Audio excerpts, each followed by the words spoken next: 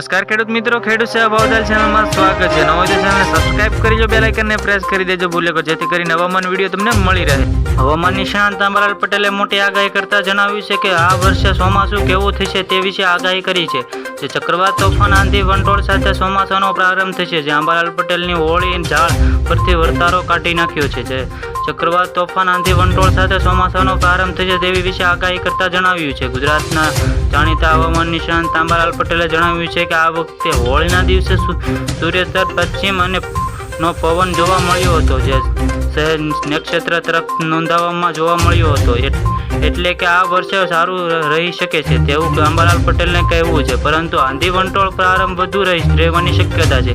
જણાવી છે કે 26 એપ્રિલ સુધી પછી મે અને જૂન સુધી આંધી વંટોળ રહી શકે છે। તેના કારણે અંબાલાલ પટેલે અરબી સમુદ્રમાં બંગાળની ખાડીમાં પણ અને સાયક્લોનિક સર્ક્યુલેશન શરૂ થશે, જે વાતાવરણમાં કારણે ચક્રવાત ઊભા થવાની શક્યતા જણાવી છે। ઓક્ટોબર મહિનાની અને સપ્ટેમ્બર પાછો વરસાદ પણ સારો થવાની શક્યતા છે, જે અંબાલાલ પટેલે સૌથી મોટી આગાહી કરવામાં આવી છે।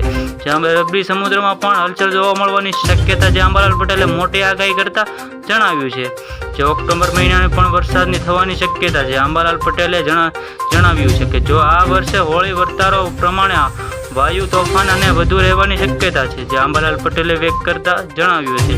જે ઓક્ટોબર મહિના પણ વરસાદની શક્યતા વ્યક્ત કરતા જણાવ્યું છે। જો કે આ વર્ષે વર્તારો કાઢી આપ્યો છે, જે અંબાલાલ પટેલે સૌથી મોટી આગાહી કરતા જણાવ્યું છે। તેમણે હોળીના વર્તારા તરફથી કરી પણ જણાવ્યું છે હોળીના દિવસે સૂર્ય અને ચંદ્ર સામે આવે તો જણાતું નથી। આ વખતે સહેજ વરસાદની શરૂઆત થવાની સમયગાળો વધારે જોવા મળવાની શક્યતા પણ વ્યક્ત કરી છે। આવી જ રીતે ફરી મળીએ, જોતા રહો ખેડૂત સેવા ભાવતાલ યુટ્યુબ।